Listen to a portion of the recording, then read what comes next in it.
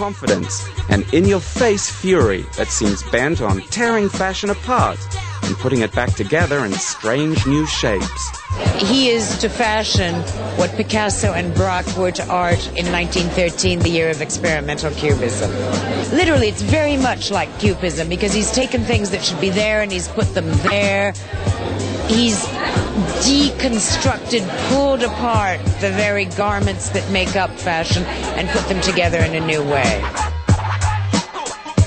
For 4 years, I still was doing those Jolie Madame suits and churning them out, and gently introducing the new styles, gently introducing. But with the Lauryn Hill collection, that was the point that I had re-signed the contract at Dior, along with myself being involved with the lingerie, the beachwear, the bags, the windows, the advertising. So it was the point to go for it, do it.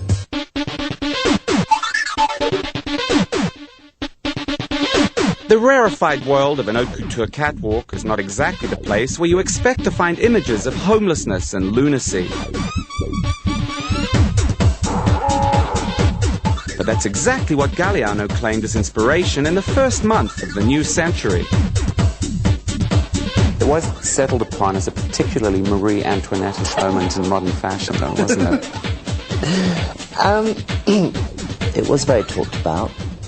And it moved off the fashion pages and onto the political pages, which was quite interesting too. But what I didn't understand was why one could not be inspired by the homeless in Paris. It's a kind of radical art.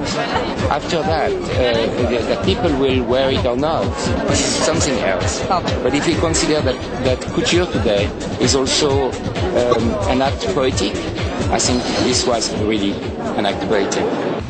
Controversy, personal and professional, has been oxygen to Galliano throughout his working life. He's been a lightning rod for any accusation fashion phobes feel like hurling at the fashion industry. Elitist, excessive, anti-female. He's heard them all, and his response? More of the same, only better. I can't help feeling the audience John Galliano most seeks to please is an audience of one, himself. The personal challenge that each new collection represents is most obvious in the painstaking research that goes into it.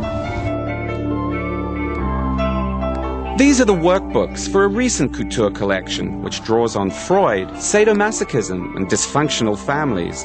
Again, extraordinary and controversial source material for a collection of clothes. John keeps a kind of naughty child naivete, which I think makes him special, which is very much needed in creativity, I think, in fashion. But when you come to some place like Paris, you are coming for something that is unique, and you want magic as well as reality.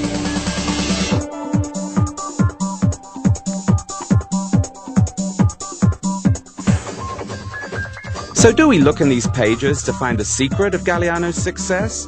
Do we surrender to the controversy or the originality of his point of view? How about the glamour or the passion? Or is it the seductive undertow of the rich seam of decadence in all his work? We've talked about romanticism a little bit of what you do and how it's been a constant thread through all your work. There's always a little germ of pessimism in romanticism and in the pursuit of beauty, because all beauty must fade. There is this sense that this is an ephemeral moment and it will pass. And is that something that you are aware of yourself? I think, as you just rightly said, any great romance, there's always that change of that moment where it is going to end. And that moment is quite gorgeous to capture that moment.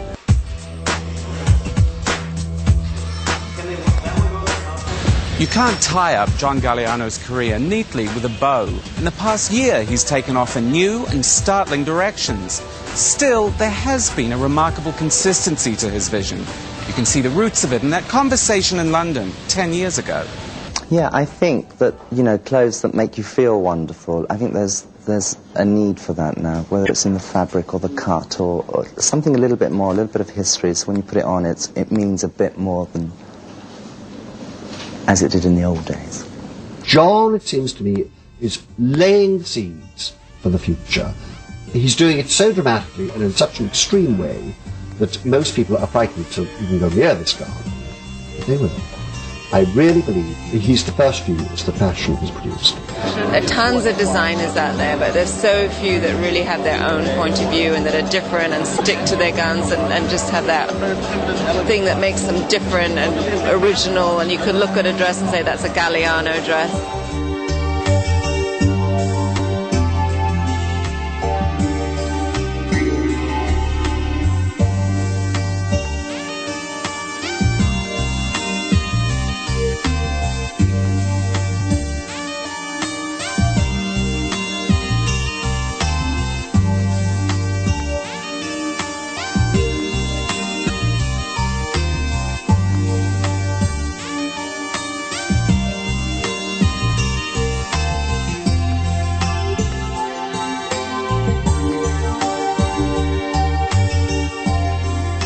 In the end, after all the pomp, the spectacle, the branding, it comes down to this one thing, the designer's vision.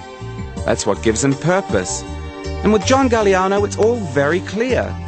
One of the most remarkable careers in fashion can be distilled into this one sentence: the man sure knows how to make a dress.